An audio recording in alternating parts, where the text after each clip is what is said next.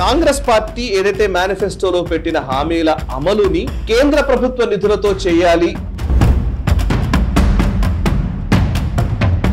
అంటే ప్రజలకు మీరు ఏది పడితే అది అధికారం కొరకు చెప్పేసి అధికారంలోకి వచ్చిన తర్వాత నిన్ను కాపాడుతుంది.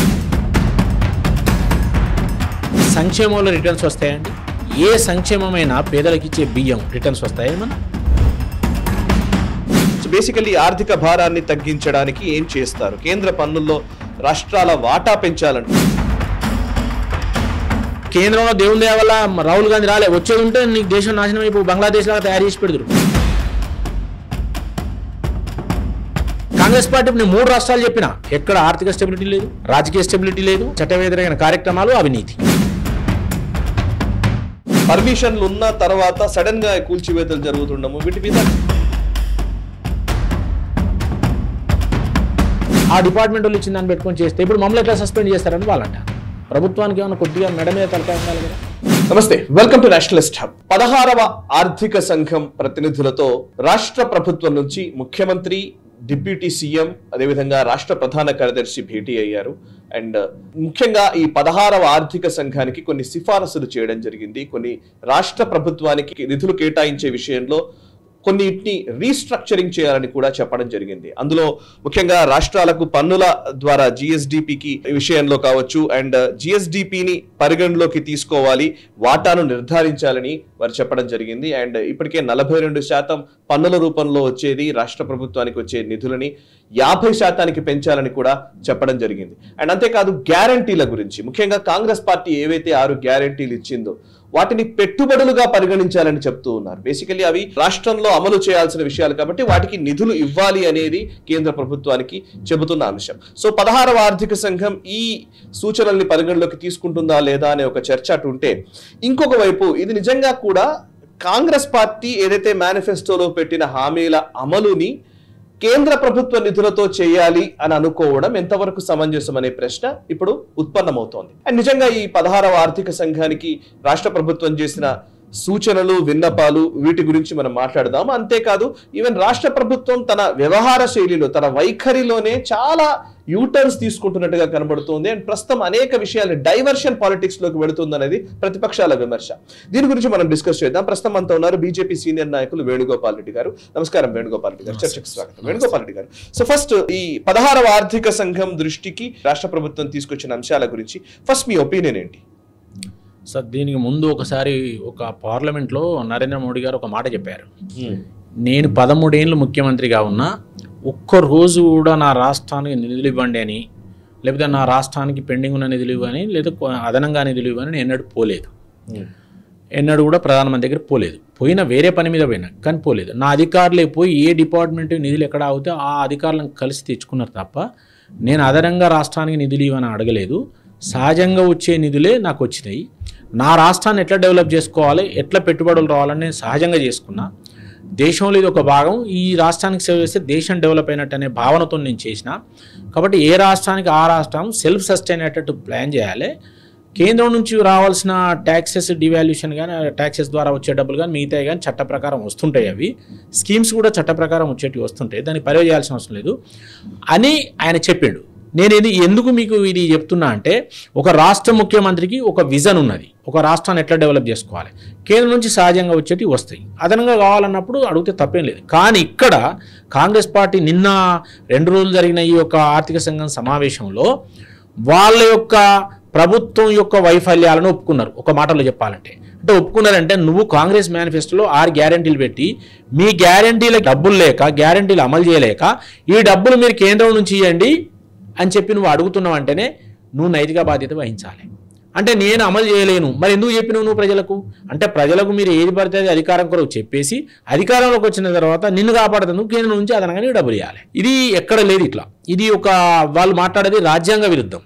నీకు నిధులు ప్రతి రాష్ట్రం ఎవరు ఇస్తా అంటే వద్దన్నారు, కానీ నీకు ఒక కేంద్రంలో నీకెట్లా పరిమితులు ఉంటాయో కేంద్రానికి కూడా పరిమితులు ఉంటాయి. వాళ్ళు చెప్పిన పాయింట్ నేను చెప్తున్నాను. ఉచితం కింద ప్రజల సంక్షేమం కోసం రాష్ట్ర ప్రభుత్వం చేసే వ్యయాన్ని, అంటే ఏదైతే పథకాల కోసం చేసే వ్యయాన్ని తప్పనిసరి పెట్టుబడులుగా గుర్తించాలి అని చెప్తున్నారు. అంటే ఇవి ఆర్థిక స్థిరత్వాన్ని ఇస్తాయి, సామాజిక భద్రతను కల్పిస్తాయి.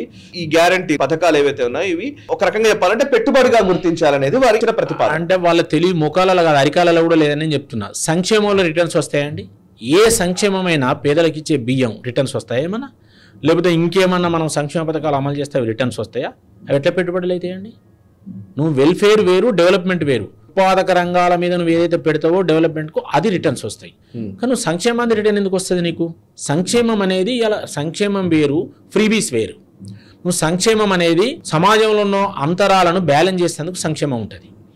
కానీ ఓటు బ్యాంక్ కొరకు ఫ్రీబీస్ ఏదైతే ఇస్తావో, నువ్వు బస్సులో వేటలకు నేను ఫ్రీ బస్ ఇస్తా, లేకపోతే రాహుల్ గాంధీ చెప్పిండు కదా, ఇది ₹1,00,000 ఇస్తా ప్రతి మహిళకి. 140 కోట్ల 70 కోట్ల మంది 50% 70 కోట్ల మంది మహిళలు ఉంటారు. నువ్వు 70 కోట్లు అంటే 70 లక్షల కోట్లు కావాలి సంవత్సరానికి. పోనీ సగం మందికి ఇచ్చినా 35 లక్షల కోట్లు కావాలి. Is it possible? అంటే దేశం యొక్క ఆర్థిక స్థితిగతులను చిన్నాభిన్నం చేసి దేశాన్ని మళ్ళీ అడుగుతున్న దశలో తీసుకొచ్చి ఒక రాజకీయ సంక్షోభాన్ని సృష్టించేందుకు, ఆర్థిక అస్థిరత్వాన్ని సృష్టించే కుట్ర కదా ఇది. ఇప్పుడు నేను ఒకటే చెప్తున్నా, కాంగ్రెస్ 3 రాష్ట్రాలలో ఉన్నది. ఇవాళ హిమాచల్ ప్రదేశ్ ఏమైతుందండి, 10 గ్యారంటీలు ఇచ్చింది, ఇక్కడ 6 ఇచ్చినట్టు. 10 గ్యారంటీలలో 1 అమలు చేసిండు, 9 అమలు చేయలేదు. ఇవాళ జీతాలు లేని పరిస్థితులలో ఉన్నది. వాళ్ళే అంటున్నారు ఏంటంటే ఆర్థిక సంక్షోభం ఏ రాష్ట్రంలో వస్తే రాష్ట్రపతి పరిపాలన పెడతారు. ఆ పరిస్థితికి వచ్చింది. ఇది హిమాచల్ ప్రదేశ్ పరిస్థితి. హిమాచల్ ప్రదేశ్ ఒకప్పుడు లాభంలో ఉన్నది, కాంగ్రెస్ గవర్నమెంట్ వచ్చినాక ఇది పరిస్థితి. కర్ణాటక ముఖ్యమంత్రి అవినీతి మీద ఇలా రాజకీయ సంక్షోభం వచ్చింది, ఆర్థిక సంక్షోభం వచ్చింది. ఆర్థికంగా కూడా వాళ్ళు 5 గ్యారెంటీలు ఇచ్చిండ్రు, ఆ గ్యారెంటీలు అమలు చేయలేకపోయినరు. వాళ్ళ గ్యారెంటీలు అమలు చేయలేక అవినీతి పనులు చేసి రాజకీయ సంక్షోభం వచ్చి ఇవాళ ప్రభుత్వం పడిపోయే పరిస్థితి వచ్చింది. నువ్వు ఇక్కడికి వచ్చిన తర్వాత ఏం చేసినావు? ఇక్కడ నువ్వు 6 గ్యారెంటీలు చెప్పి ఒక్కటి కూడా పూర్తిగా అమలు చేయలేదు. నిన్న రైతు బంధు ఇవ్వలేదు. రైతు బంధు మొన్ననైతే ఇవ్వలే కదా. నువ్వు 1,40,00,000 మందికి 40 లక్షల ఎకరాలు రైతు బంధు ఇవ్వాలి, నువ్వు రైతు బంధు ఇవ్వలే. చేసిన రుణమాఫీ కూడా అసంపూర్ణంగా చేసినావు. మరి ఇవన్నీ మీరిచ్చిన గ్యారెంటీలు, మీరిచ్చిన మేనిఫెస్టోలో పెట్టినాయి, ఇవి అమలు చేయలేక ఇలా కేంద్రం దగ్గర నువ్వు మాట్లాడితే ఎట్లా? నీ కేంద్రం నుంచి రావాల్సిన వాటా వస్తే నీ ముఖాలకి మీరు 32% ఇచ్చిండ్రు. యూపీఏ గవర్నమెంట్లో ఎంత ఇచ్చిండ్రు? 32%. ఏది కేంద్రం నుంచి రాష్ట్రాలకు ఇచ్చిన డబ్బు వాటా 32% ఇచ్చిండ్రు. మరి నరేంద్ర మోడీ వచ్చినాక 42% చేసిండు కదా. 42% చేసిందని నువ్వు మెచ్చుకొని నీ దగ్గర పొదుపును పాటించి దుబారా నరికట్టి నువ్వు డెవలప్మెంట్ సైడ్ పోకుండా నువ్వు ఇష్టం ఉన్నట్టు అధికారం వస్తే చాలని చెప్పి ఇవన్నీ ఇష్టం ఉన్న హామీలు ఇచ్చేసి అవి అమలు చేయలేక కేంద్రాన్ని అడిగి కేంద్రం ఇస్తే ఇదంతా ఏదో అయితే ఉద్ధరిస్తామని చెప్తే మేము ఇచ్చినాక నువ్వేంది పెట్టేది? నువ్వు అందుకే నేనేమంటాను, ముందు రాజీనామా చేయి. నేను అమలు చేయలేని రాజీనామా చేయి. నువ్వు చెప్పినావా కేంద్రం ఇస్తే మేము ఇవి అమలు చేస్తామని చెప్పినావా ప్రజలకు? ఆ రోజు ఎన్నికల ముందు పోయినప్పుడు ప్రజలకు చెప్పినావా? కాబట్టి ప్రజలకు నేను ఇస్తా అని చెప్పినావు, ఇప్పుడు కేంద్రం ఇవ్వాలని మాట్లాడుతూ కేంద్రం ఎందుకు ఇస్తే నీ ఉచితాలు అంటే కేంద్రం కూడా దివాలా తీయాలని ఇలాగా? ఇది పరిస్థితి. కాబట్టి ఒక రాజకీయ దివాలా కోరుతానం ఇది. కాబట్టి నువ్వు రాష్ట్రాన్ని ఎట్లా డెవలప్ చేయాలని నీకు ఒక సమగ్ర ప్రణాళిక ఉండాలి, ఆర్థిక స్టెబిలిటీ ఉండాలి, అది ఆలోచించాలి. కాంగ్రెస్ పార్టీ నేను 3 రాష్ట్రాలు చెప్పినా ఎక్కడ ఆర్థిక స్టెబిలిటీ లేదు, రాజకీయ స్టెబిలిటీ లేదు, అన్ని చట్ట వ్యతిరేక కార్యక్రమాలు, అవినీతి కనిపిస్తున్నది ఇవాళ. రేపు కేంద్రంలో దేవుని దయ వల్ల రాహుల్ గాంధీ రాలే, వచ్చేది ఉంటే నీకు దేశం నాశనం అయిపో, బంగ్లాదేశ్ లాగా తయారు చేసి పెడతారు, అన్నమో రామచంద్ర అయిపోతాం. అండ్ రుణభారం గురించి మాట్లాడారు. రుణభారం విపరీతంగా పెరిగిపోయింది, 4 లక్షల కోట్లకు చేరుకుంది. ఈ 4 లక్షల కోట్ల రూపాయలు రాష్ట్ర ఆర్థిక లోటుకు కారణమవుతున్నాయి, ద్రవ్య లోటుకు కారణమవుతున్నాయని చెప్పడం జరిగింది. సో బేసికల్లీ ఆర్థిక భారాన్ని తగ్గించడానికి ఏం చేస్తారు? కేంద్ర పన్నుల్లో రాష్ట్రాల వాటా పెంచాలంటున్నారు. ఇప్పుడు 42% నుంచి 41% నుంచి 50% పెంచాలనేది ఒక ప్రతిపాదన. ఇప్పుడు నేనేమంటున్నా అంటే ఇప్పుడు 42% వస్తుంది కదా, ఈ 42% ఇక్కడ ఇదివరకు 32. ఆ 32 ఉండి ఇంతకుముందు మోదీ వచ్చిన తర్వాత ఆయన ఒక ముఖ్యమంత్రిగా 13 ఏళ్ళు పనిచేసింది కాబట్టి రాష్ట్రాల కష్టాలు తెలుసు కాబట్టి ఆయన ఏం చెప్పిండు, ముఖ్యమంత్రి అందరిని పిలిచి మనం ఒక క్రికెట్ టీం, అన్ని రాష్ట్రాల రాజకీయాలు సంబంధం లేదు, అన్ని రాష్ట్రాలు అభివృద్ధి అయితే దేశం అభివృద్ధి అవుతుంది. కాబట్టి అన్ని రాష్ట్రాలకు నేను అడగకుంటే చెప్పి ఏ ముఖ్యమంత్రి అడగలే. ఆ రోజు ఫస్ట్ రాగానే 10% పెంచేసిండు రాష్ట్రాలకు, అన్ని రాష్ట్రాలకు 10% ఎందుకు పెంచిండు? రాష్ట్రాల అభివృద్ధి అయితే దేశం అభివృద్ధి అయితే అని పెంచిండు. మరి రాష్ట్రాలలో మీకు సోయి ఉండాలి కదా, నా రాష్ట్రాన్ని అభివృద్ధి చేసుకోవాలని. అధికారం ఉండేందుకు ఆలోచిస్తున్నావు కానీ అభివృద్ధి విషయంలో ఆలోచిస్తలేవు కదా. తప్పుడు వాగ్దానాలు ఇవ్వద్దు కదా, ఆర్థిక సంక్షోభం వైపు నువ్వు ప్రయాణం చేయద్దు కదా, ఆర్థిక సంక్షోభం కల్పించే హామీలు ఇవ్వకూడదు కదా. ఇప్పుడు నువ్వు ఇచ్చిన హామీలు ఏమైనా సాధ్యమేంటే? నీకు వచ్చేది 12,000 కోట్లు ఏది నెలకు, నువ్వు ఇచ్చిన హామీలు 24 కోట్లు ఉన్నాయి, ఎట్లా సాధ్యమవుతుందని ఇచ్చినావు?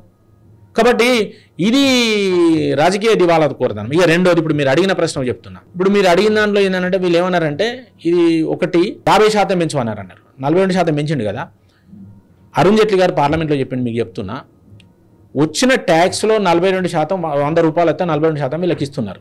ఇది పోను వాళ్ళు ఇచ్చే స్కీమ్స్లలో కానీ, వెల్ఫేర్ స్కీమ్స్లలో కానీ, మిగతా ఏదైతే గ్రాంట్స్ రూపంలో కానీ, ఒక ట్యాక్స్ డివాల్యూషన్ కాదు, గ్రాంట్స్ రూపంలో ఇస్తున్నారు, పథకాల రూపంలో ఇస్తున్నారు, కొన్నో గవర్నమెంట్ షేర్ చేసుకునే పథకాలు, కొన్నో 100% పథకాలు ఇవి ఇస్తున్నారు. ఇప్పుడు ఉపాధి హామీ ఉన్నది 95%, 5% ఓన్లీ ఎగ్జిక్యూషన్కే వీళ్ళది ఇస్తున్నారు.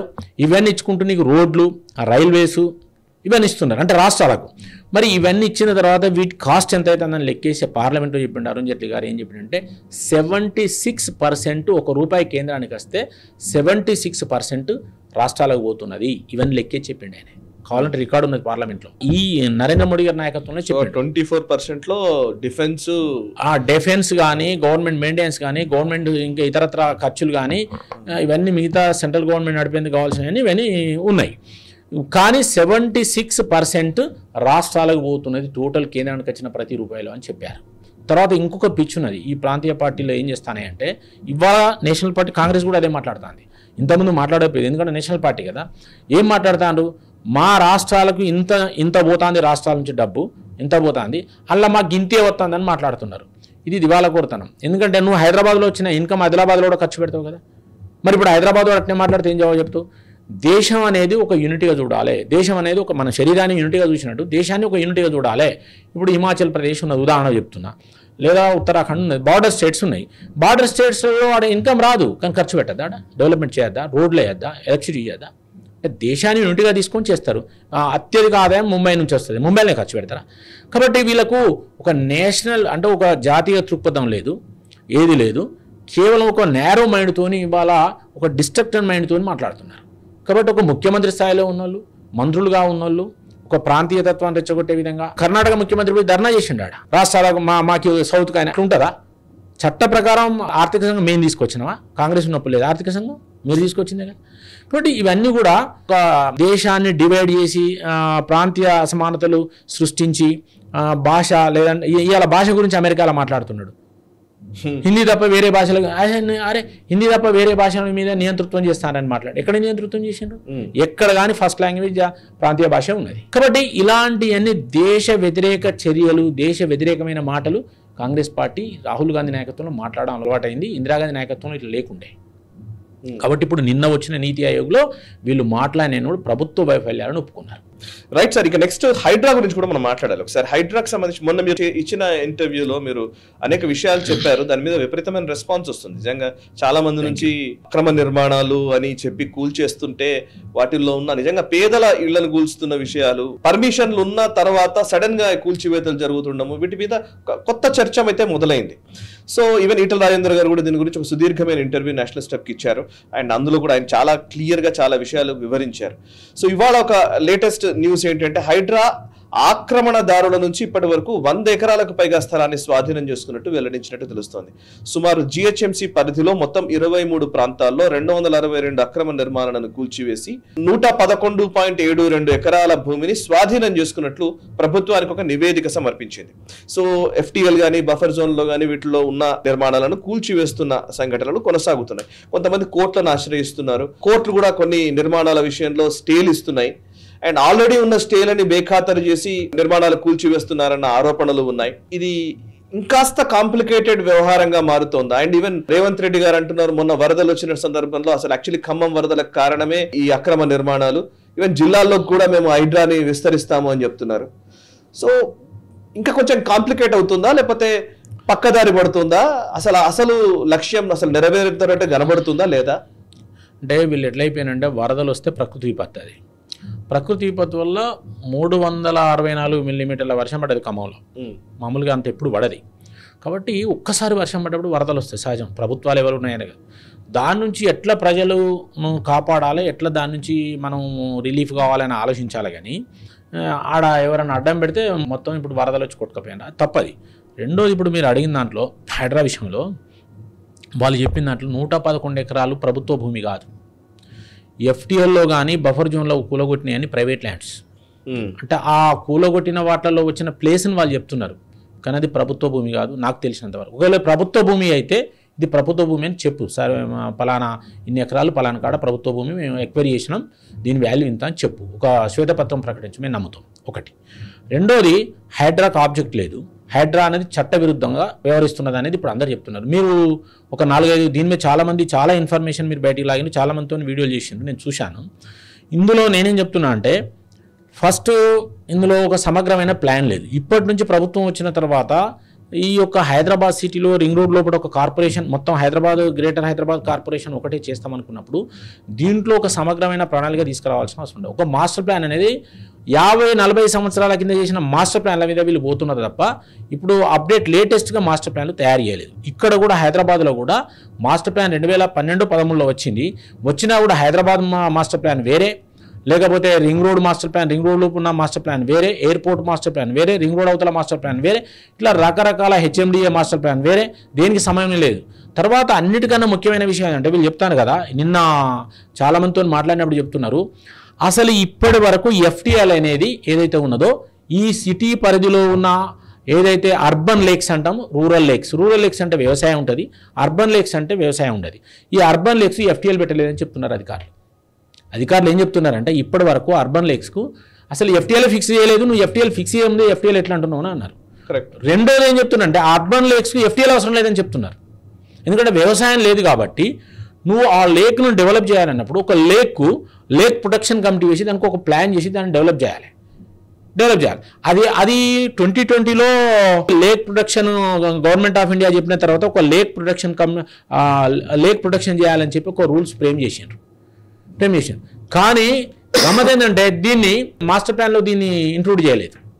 చేయకపోతే ఇప్పుడు ఏమైతుంది, నేను ఇల్లు కట్టుకోవాలి లేదా అపార్ట్మెంట్ కట్టాలి, నేను పోయి ఇరిగేషన్ వాళ్ళ దగ్గర ఒకటి నో అబ్జెక్షన్ సర్టిఫికేట్ తెస్తా, ఇంకో వాళ్ళ దగ్గర పోయి ఏది రెవెన్యూల దగ్గర పోయి ఒక నో అబ్జెక్షన్ సర్టిఫికేట్ తెస్తే ఇక్కడ మున్సిపాలిటీలోకి ఇస్తే మున్సిపాలిటీలో పర్మిషన్ ఇస్తాను. ఇప్పుడు వాళ్ళు ఏమంటారు, అరే మేము నో అబ్జెక్షన్ సర్టిఫికేట్ పెట్టుకొని మేము ఇచ్చినాం, మా దగ్గర మా మాస్టర్ ప్లాన్లో టౌన్ ప్లానింగ్లో మాస్టర్ ప్లాన్లో అది లేదు, లేనప్పుడు మేము ఏం చేయాలి, ఆ డిపార్ట్మెంట్ వాళ్ళు ఇచ్చిన దాన్ని పెట్టుకొని చేస్తే ఇప్పుడు మమ్మల్ని ఎట్లా సస్పెండ్ చేస్తారని వాళ్ళు అంటారు.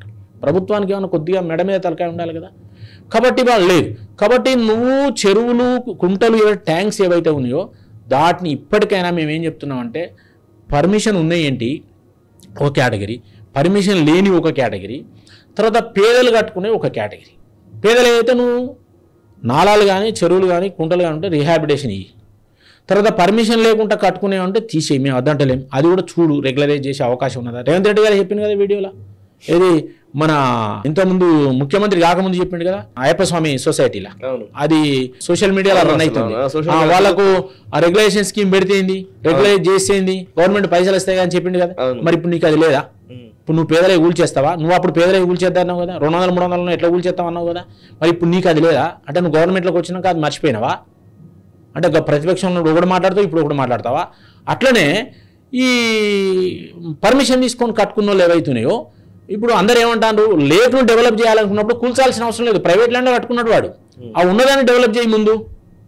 ఏ పర్పస్లో చేయాలి, పర్కులేషన్ ట్యాంక్ కింద చేయాలన్నా, గ్రీనరీ కింద చేయాలన్నా, ఎట్లా చేయాలని దానికి ఒక ఎక్స్పర్ట్ కమిటీ వేసి దాన్ని చేయమని చెప్తున్నారు. కాబట్టి ఇవాళ చేసి ఇప్పటికైనా నేనేమంటున్నా అంటే కొత్తగా మాస్టర్ ప్లాన్ తీసుకురావాల్సిన అవసరం ఉన్నది. మాస్టర్ ప్లాన్ కనుక తీసుకొస్తే ఇప్పుడు అర్బన్ లేక్స్ ఏవైతే అగ్రికల్చర్ కింద లేవో వాటికి ఒక ప్రత్యేకమైన స్ట్రాటజీ అనేది తయారు చేయాలని ఇప్పుడు పెద్దలు చెప్తున్నారు. చెప్పినప్పుడు నువ్వు అవి చేయాలి కదా. అసలు ఇప్పటి వరకు ఒక్క ప్రణాళిక కూడా కరెక్ట్ లేదు, ఒక డిపార్ట్మెంట్ మధ్యలో సమన్వయం లేదు. మున్సిపాలిటీకి రెవెన్యూకు రిజిస్ట్రేషన్కు, తర్వాత ఇవాళ ఐబీకి ఎలక్ట్రిసిటీ, దేనికి సమన్వయం లేదని మున్సిపాలిటీ వాళ్ళు చెప్తున్నారు. సమన్వయం లేనప్పుడు నువ్వు ఎట్లా దీన్ని కాంప్రహెన్సివ్గా తీసుకుంటావు? ఇది ఒకటి. కాబట్టి వీటి మీద మీరు ఏదైనా చేసి మొత్తం మీదనైతే దీన్ని ఒక సమగ్రమైన ప్రణాళిక తయారు చేయాలని చెప్తున్నారు. 1975లో 1980లో మాస్టర్ ప్లాన్స్ వచ్చినాయి. తర్వాత మళ్ళీ 1913లో ఒక ఓల్డ్ హైదరాబాద్కే మాస్టర్ ప్లాన్ తీసుకురావడం జరిగింది. కాబట్టి దీన్ని సమగ్రంగా ప్లాన్ చేస్తేనే ఇప్పుడు ఈ సమస్యలన్నీ పరిష్కారం అవుతాయి. అంతేగాని ఎట్లా పడితే అట్లా మీరు కూలగొట్టడం వల్ల, చట్టవిరుద్ధంగా చేయడం వల్ల ఉపయోగం లేదు. తర్వాత రెండోది ఏంటంటే మీరు డిమాలిష్ చేస్తున్నారు. ఈ డిమాలిష్ ఏదైతే మీరు చేస్తున్నారో డిస్ట్రక్షన్, డిమాలిషన్ అనేది 2 అంశాలు ఉన్నాయి ఇలా, మీకు కూడా తెలుసు. ఇప్పుడు నువ్వు డిమాలిష్ అనేది అనుమతి ఉన్న వాటిని డిమాలిష్ చేయదలుచుకుంటే నోటీస్ ఇచ్చి చేయాలి, నువ్వు చట్ట వ్యతిరేకంగా ఉంటే. డిస్ట్రక్షన్ ఎట్లా చేస్తావు? డిస్ట్రక్షన్ అంటే నువ్వు డిమాలిష్ చేసినప్పుడు నోటీస్ ఇస్తే అందులో ఏమైనా కాస్ట్ వస్తువులు ఉంటే వాళ్ళు తీసేసుకుంటారు, ప్రైవేట్ వాళ్ళైనా కూడా నేషనల్ ప్రాపర్టీ. కానీ ఇప్పుడు వీళ్ళు ఏం చేస్తారు, డైరెక్ట్ పోయి కూల్చేయడం వల్ల ఏసీలు కానీ, మిషనరీ కానీ, లేకపోతే రెసిడెన్షియల్ అయితే వాళ్ళ యొక్క మంచాలు, బట్టలు ఏవి ఉంటే అవి అన్నీ కూడా డిస్ట్రాయ్ అయిపోతున్నాయి. డిస్ట్రాయ్ చేసే అధికారం నీకు లేదు, నువ్వు మానవీయ కోణానికి వ్యతిరేకంగా పోతున్నావు. కాబట్టి డిస్ట్రాయ్ చేసే అధికారం మీకు లేదు. నువ్వు డిమాలిష్ చేస్తే చట్టబద్ధంగా చేయి, నోటీస్ ఇచ్చి, అందరు మేధావులు చెప్తున్నారు. కాబట్టి దీనికి మినిమం చట్టం మీరు దీన్ని పాటించకుండా ఏబీ చేయకుండా మీరు చట్ట వ్యతిరేకంగా ప్రభుత్వం అయిపోతే ఏ ప్రభుత్వం ఇచ్చిన పర్మిషన్ నమ్మాలా? ఇలా బ్యాంకర్స్ ఆందోళన పడుతున్నారు. రేపు బ్యాంకర్స్ కూడా లోన్ ఇచ్చే పరిస్థితి లేదు. బ్యాంకర్స్ ఏమంటారు, మేము లోన్ ఇచ్చే పరిస్థితి లేవు, ఇప్పుడు ఇచ్చిన లోన్లు మేము మునిగితే ఎట్లా అని వాళ్ళు అంటున్నారు. మరి రేపు ఎట్లా నీకు హైదరాబాద్లో నీకు రేపు కన్స్ట్రక్షన్ నడుతుంది ముందరికి? ఎట్లా ఇల్లు కట్టుకుంటారు? ఎట్లా ప్లాట్ కొనుక్కుంటారు? ఇప్పుడు ఏ ప్లాట్ కొనుక్కోనో ఎవరికి అర్థమైతే లేదు. ఏది లీగల్ ఏది ఇల్లీగల్ ఏది అర్థమైతే లేదు. బట్ ఒక కాంప్రహెన్సివ్ ప్లాన్ లేదు. ఒక ఎక్స్పర్ట్ కమిటీ వేయండి మీరు. సో ఇప్పుడు మీరు ఇచ్చే సూచన ఏంటి? ఇప్పుడు యాక్చువల్లీ ఇప్పుడు జరగాల్సిన నష్టాన్ని జరిగిపోయింది, అది కొనసాగిస్తామంటున్నారు. సో దీనికి ఉండాలి కదా ఏదన్నా సరే. ఈవెన్ పొలిటికల్ పార్టీగా బీజేపీ స్టాండ్ తీసుకోవడమా, లేకపోతే లేదు దీని మీద కోర్టులోకి వెళ్ళడమా, లేకపోతే ఏదో ఒకటి ఒక నిర్ణయం జరగాలి కదా, ఒక ఉద్యమమా, లేకపోతే ఏదో ఒకటి ఉండాలి కదా. అంటే ఇప్పుడు నేనేమంటున్నా, కేంద్ర ప్రభుత్వం government of India urban reforms మీద ఒక రాష్ట్రాలకు సూచన ఇచ్చింది. మీరు ఒక సమగ్రమైన ప్లాన్ తయారు చేయండి, సమగ్రమైన జియోగ్రాఫికల్ ఇన్ఫర్మేషన్ సిస్టమ్ డెవలప్ చేసి నువ్వు ఒక సమగ్రమైన ప్లాన్ తయారు చేసి కనుక నువ్వు పబ్లిక్ డొమైన్లో పెట్టేది ఉంటే ప్రజలు చూసుకుంటారు. ప్రజలు చూసుకొని ఏ రెవెన్యూ, ఏ భూమి ఏది కొనాలి, ఏది కొనద్దు, ఏది నాలా పరిధిలో ఉన్నది, ఏది ఎఫ్టీఎల్ పరిధిలో ఉన్నది, ఏది చెరువు పరిధిలో చూసుకుంటాడు. అదేం లేదు. మీరు ధరణి ఉన్నది, ధరణి మీద ఇప్పటివరకు ఏం లేదు. మీరు గత ప్రభుత్వాన్ని విమర్శించారు, ఇప్పటివరకు సరే ఏదో స్ట్రాటజీ సంవత్సరం కావస్తుంది దాని మీద తీసుకొస్తామన్నారు. మీరు ల్యాండ్ మీద సర్వే చేయాలి, సర్వే రిపోర్ట్ రావాలి, సర్వే ప్రకారం పబ్లిక్ డొమైన్లో పెట్టాలి.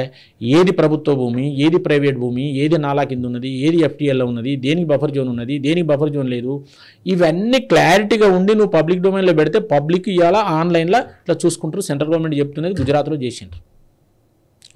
చేసిండ్రు. ఇప్పుడు దీంట్లో ఒక చిన్న విషయం చెప్తాను నేను. ఇప్పుడు మీరు అడిగిన వాడు చెప్తున్నా. ఇప్పుడు ఇక్కడ ఏంటంటే అర్బన్ లేక్స్ మీరు ఇవన్నీ డెవలప్ చేయాలంటే ముందు ఏం చేయాలంటే అధికారులు ఏం చెప్తాను, ఒక మాస్టర్ ప్లాన్ తయారు చేయాలంట. ఒక మాస్టర్ ప్లాన్ తయారు చేసినప్పుడు సమగ్రమైన ప్రణాళిక అందులో నీకు కనిపించేది. మాస్టర్ ప్లాన్ చేసినాక జోనల్ ప్లాన్స్ తయారు చేయాలంట. జోనల్ ప్లాన్ తయారు చేసినప్పుడు ఇప్పుడు ఉదాహరణకు మనకు ప్రపంచం ఉన్నది, ప్రపంచ పటంలో ఇండియా కనిపించేది, మళ్ళీ ఇండియా తీసుకున్నప్పుడు ఎక్కువ కనిపిస్తుంది, ఇండియా నుంచి మళ్ళీ రాష్ట్రాన్ని తీసుకున్నప్పుడు ఇంకెక్కువ కనిపిస్తుంది. అట్లా ఒక జోనల్ ప్లాన్ తయారు చేయాలి, రీజనల్ ప్లాన్ తయారు చేయాలి. తయారు చేసిన తర్వాత ఆ ప్లాన్లో మీరు ఒక ల్యాండ్ పూలింగ్ సిస్టమ్ తయారు చేయండి. గుజరాత్లో చేసిన సక్సెస్ అయ్యారు, హర్యానాలో చేసి సక్సెస్ అని చెప్పిండ్రు. ఆ ల్యాండ్ పూలింగ్ సిస్టమ్ కనుక నువ్వు చేసేది ఉంటే, సపోజ్ ఒక 100 ఎకరాలు తీసుకున్నాం, అక్కడ ఈ 100 ఎకరాలలో రోడ్స్, పార్క్స్ అన్ని డెవలప్ చేస్తావు. చేసిన తర్వాత దాని కాస్ట్ పెరుగుతుంది. ఎవరైతే ల్యాండ్ పూలింగ్లో వచ్చిండ్రో ఆ ల్యాండ్ ఆ పరిసర ప్రాంతాలను వాళ్ళకి ఇచ్చినాం అనుకో, ఒక 1000 గజాలు ఇచ్చినాం అనుకో, సపోజ్ 4000 గజాలు 4800 గజాలు ఉంటుంది, 1000 గజాలు వచ్చినా దాని కాస్ట్ పెరుగుతుంది. అప్పుడు ఏమవుతుంది, వాళ్ళు ఆటోమేటిక్ ఇస్తారు. కాబట్టి ఒక అమెరికాలో ఎట్లయితే చేస్తున్నారో ఇక్కడ ఎట్లయితే చేస్తున్నారో ఒక చట్టబద్ధంగా, ఒక కాంప్రహెన్సివ్గా, ఒక లేటెస్ట్ టెక్నాలజీని తీసుకొని నువ్వు కనుక ప్లాన్ తయారు చేసేది ఉంటే ఇంకా అందులో ఎవ్వడు కూడా డిస్టర్బ్ చేయడు. సో ప్లానే లేదంటారు. ప్లానే లేదు. ఎక్కడున్నది? నువ్వు ల్యాండ్ పూలింగ్ ప్లాన్ అనేది కమర్షియల్గా చేయొద్దు. కమర్షియల్ చేస్తే డిస్టర్బెన్స్ అయితే ప్రజలు వ్యతిరేకిస్తారు. నువ్వు డెవలప్మెంట్ పర్పస్లో చేయాలి. అలా నీ యొక్క స్వార్థం ఉండద్దు, రియల్ ఎస్టేట్లో స్వార్థం ఉండద్దు, పొలిటికల్ లీడర్ల స్వార్థం ఉండద్దు. ఒక సిటీని, ఒక టౌన్ ప్లానింగ్ అనేది ఒక సమగ్రంగా నువ్వు చేసి డెవలప్మెంట్ పాయింట్ ఆఫ్ వ్యూలో చేసినప్పుడు ప్రజలు నీకు సహకరిస్తారు. ప్రజలు కూడా అలా దానికి అప్రిషియేషన్ వస్తుంది, వాళ్ళు కూడా సంతోషంగా ఇస్తారు. నాకు 1000 గజాలు వచ్చింది, నాది ఎకరం పోతే 1000 గజాలు వచ్చింది అనుకో, హ్యాపీగా చుట్టూ రోడ్లు, పార్కులు అన్నీ వస్తే హ్యాపీగా ఇల్లు కట్టుకుంటా మంచిగుంటాం. కాబట్టి అట్లాంటి ప్రణాళికలు అవన్నీ కూడా గవర్నమెంట్ ఆఫ్ ఇండియా చెప్తున్నది, నిధులు ఇస్తున్నది. నేను అదే చెప్తున్నాను, central government of India urban development కింద నిధులు ఇస్తున్నది. అయినా వీళ్ళకి ధమాకు లేదు, చేసేంత ఓపిక లేదు వీళ్ళకు. చేసేది ఉంటే ఇవాళ హైదరాబాద్ సిటీని కూడా అట్లా చెయ్యి, మంచిగా ప్లాన్ చేయి, ఎక్స్పర్ట్ కమిటీ వేయి, అన్ని డిపార్ట్మెంట్ క్లబ్ చేసి ఒక ప్రణాళిక తయారు చేయి, పబ్లిక్ డొమైన్లో పెట్టి ప్రజలు చూసుకుంటట్టు ఉండాలి, అన్ని లీగలైజ్ చేయి. ప్రభుత్వమే తప్పులు చేస్తున్నది. ప్రభుత్వం దగ్గర నీకు అసలు నీకు సర్వే రిపోర్టే లేదు, టీపనే లేదు, చెరుకు ఎఫ్టీఏలో పెట్టలేదు. అర్బన్ లేకును అగ్రికల్చర్ లేకు నీకు డిఫరెన్స్ అయితే తెలియదు. ఇవాళ నువ్వు చర్యలని కూడా అగ్రికల్చర్ లేక్ కింద చర్యలు తీసుకుంటున్నావు. ఎట్లా తీసుకుంటావు? అగ్రికల్చర్ పోయినాక నువ్వే ఇచ్చినావు కదా చేంజ్ ఆఫ్ ల్యాండ్ కింద పర్మిషన్స్, బిల్డింగ్ కట్టింది కదా, దేనికి పనికి వస్తుంది? నువ్వు పర్కులేషన్ ట్యాంక్ కింద పనికి వస్తుంది అన్నప్పుడు దానికి ఒక సమగ్రమైన ప్రణాళిక ఉండాలి కదా, ఒక ప్లాన్ ఉండాలి కదా. ఆ ప్లాన్ చేసినప్పుడు నువ్వు కూల్చాల్సిన అవసరం ఉండదు కదా. వన్ ప్రైవేట్ ల్యాండ్ కట్టుకున్నావు, మిగతా దాన్ని నువ్వు చెయ్యి, డెవలప్ చెయ్యి. ఆ చుట్టూన్న సొసైటీస్కు, చుట్టూన్న ప్రజా సమూహాన్ని ఎట్లా ఉపయోగపడుతుంది, దాని నుంచి నీకు ఎట్లా రెవెన్యూ వస్తుంది, ఇదంతా కూడా అధికారులు చెప్తున్నారు. ఇప్పుడు మున్సిపల్ అధికారులు మంటమండుతున్నారు. ఎవరిని బలి చేస్తావు నువ్వు? FTL ఫిక్స్ హెచ్ఎండిఏ చెప్తున్నారు, నేను చెప్తలేను. హెచ్ఎండిఏ వాళ్ళు మేము FTL ఫిక్స్ చేయలేదని చెప్తున్నారు. ఏమిస్తుంది హైడ్రా ఆఫీసర్, ఏం సమాధానం ఇస్తాడు? హైకోర్టు చెప్పింది నిన్ను ప్రాసిక్యూట్ చేయమని చెప్పి అలా కూల్చిన వాళ్ళు బాధితులపై ఆయన ప్రాసిక్యూట్ చేయమని చెప్తున్నారు. కోర్టు చట్ట ప్రకారమే డెసిషన్ తీసుకుంటుంది కదా. నువ్వు చట్టవిరుద్ధంగా పనిచేస్తే ఎట్లా? కాబట్టి రక్షించద్దని మనం అంటలేము. రక్షించేందుకు ఒక ప్రణాళిక ఉండాలి కదా నీకు, దానికి చట్టబద్ధత తీసుకురావాలి కదా, చేయాలి కదా. పబ్లిక్ని ఎందుకు పరిచయం? లక్షల మంది ఇవాళ ఆందోళన పడుతున్నారు, అది నేను చెప్పేది. ఓకే. తర్వాత నాలా, మనకు సిటీలో నాలా నుంచి డ్రైనేజ్ వస్తుంది కదా, డ్రైనేజ్ ప్లాన్ లేదు సరిగా. డ్రైనేజ్ ప్లాన్ లేదు, చాలా మంది ఎక్స్పర్ట్ చెప్తున్నారు. ఓకే రైట్, కంక్లూజన్ ఏంటి సార్? లాస్ట్ కంక్లూజన్ అంటే ఇప్పుడు నేను చెప్పింది ఏంటంటే, నువ్వు హైదరాబాద్లో హైడ్రాను ముందు ఏం చేయాలంటే, హైడ్రా మీద తీసుకొచ్చి సెన్సేషన్ చేయడం కాదు, నువ్వు లీగలైజ్ చేయి మొత్తం. నువ్వు డిస్ట్రక్షన్ చేయకు, డిమాలిషన్ చేయాలంటే నువ్వు అందుకు చెప్పిన పర్మిషన్ వాటిని కూలగొట్టకు. పర్మిషన్ లేని ఉంటే రెగ్యులరైజ్ చేస్తే రెగ్యులరైజ్ చెయ్యి, చేసే పరిస్థితి లేకపోతే కూలగొట్టు. ట్యాంక్ నువ్వు అర్బన్ లేక్స్ అన్ని సేవ్ చేయాలంటే వాటికి ఒక సమగ్ర ప్రణాళిక తయారు చేయి, వాటిని సేవ్ చేయి. పర్పరేషన్ ట్యాంక్ కింద యూజ్ చేసుకుంటావా, ఎన్విరాన్మెంట్ డెవలప్ చేస్తావా, ఇట్లా చెయ్యి. మేము చేయమంటాను, వద్దంటలేము. ఏ ప్రణాళిక లేదు. ఇప్పుడు పోయి కూలగొట్టి వస్తాను, అవి శిథిలాలు అక్కడ ఉంటాను, తర్వాత ఏం చేస్తావు మరి? ఏమున్నది నీ దగ్గర? రూపాయి లేదు, బిచ్చం అడుగుతాను కేంద్రాన్ని. 6 గ్యారెంటీ అమలు చేయలేని పరిస్థితి నీది. పంచాయతీలకు రూపాయి ఇవ్వవు, హాస్టల్లకు రూపాయి ఇవ్వవు, ఆర్టీసీకి జీతాలు ఒక నెల ఇస్తాను. ఈ పరిస్థితి ఉన్నది, డబ్బులు లేవు నీ దగ్గర. రోడ్లకు ఆర్ఎంబీ మినిస్టర్ రిజైన్ చేస్తా అంటాడు, ₹1 ఇస్తలేవు ఆర్ఎంబీ. రోడ్లన్నీ అధ్వానం ఉన్నాయి, నేషనల్ హైవేస్ తప్ప నీ రోడ్లన్నీ అధ్వానం ఉన్నాయి. మరి నువ్వు గవర్నమెంట్ వచ్చి 1 ఇయర్ అయితే నువ్వేం డెవలప్ చేసినావు? ఇవాళ చెప్తున్నా మీకు, నువ్వు గత ప్రభుత్వాన్ని 6 లక్షల కోట్లు శ్వేతపత్రం ఇచ్చిండ్రు కదా, ఇరిగేషన్ మీద శ్వేతపత్రం ఇచ్చిండ్రు, ఏది ఫైనాన్స్ మీద శ్వేతపత్రం ఇచ్చిండ్రు, ఎలక్ట్రిసిటీ మీద శ్వేతపత్రం ఇచ్చిండ్రు, కార్పొరేషన్లు పెట్టిండ్రు, కమిషన్లు వేసిండ్రు. ఏమైంది? ఏ కమిషన్ అన్న తప్పని తేల్చిందా? ఇప్పుడు ఇవాళ 8 నెలల 80,000 కోట్ల అప్పు చేసిండ్రు వీళ్ళు. నువ్వు వచ్చినాక నువ్వు ఆ గత ప్రభుత్వాన్ని అంటాను, మనం ఎందుకు చేసిన 80,000 కోట్ల అప్పు? 8 నెలల యావరేజ్లో నెలకు 10,000, అంటే ఎంత ఇన్కమ్ వస్తుందో దాదాపు అంత అప్పు చేస్తాడు పెట్టి. ఇప్పుడు అప్పుల కొరకు వీళ్ళు పోటీ పడతారు, అప్పులు కావాలని అడుగుతాంటే తప్ప ఎట్లా ఆర్థిక స్థితిని మెరుగుపరుచుకుందాం, ఎట్లా డెవలప్మెంట్ చేద్దాం, ఎట్లా వెల్ఫేర్ సస్టైన్ చేద్దామని లేదు. ఇస్తూ ఉన్నట్టు హామీలు ఇచ్చేసింది, అయిపోయింది. రాష్ట్రాన్ని అతలాకుతలం చేయడం, ఆర్థిక దివాలా దించడం, మళ్ళీ కేంద్రాన్ని తిట్టడం, వీళ్ళు అవినీతి పనులు చేయడం. వీళ్ళ ఆస్తులు ఏమైనా తగ్గుతాయా? ఇప్పుడు ఈ మంత్రులే ముఖ్యమంత్రులే తగ్గుతున్నాయా? వాళ్ళు స్కీములు పెట్టుకోలేదా? ఇప్పుడు ఏం స్కీమ్? పబ్లిక్ చెప్పుకుంటారు, సంపాదిస్తలేరా? గవర్నమెంట్ కాపాడుకుంటేందుకు ఏ స్కీములు పెట్టుకుంటారు. కాబట్టి నేను ఏమంటున్నా అంటే, ఇవి కాదు కదా ఒక విజన్. నేనేమంటాను, కాంగ్రెస్ పార్టీ నీలం సంజయ్ రెడ్డి దగ్గర నుంచి మనం చూసుకుందాం.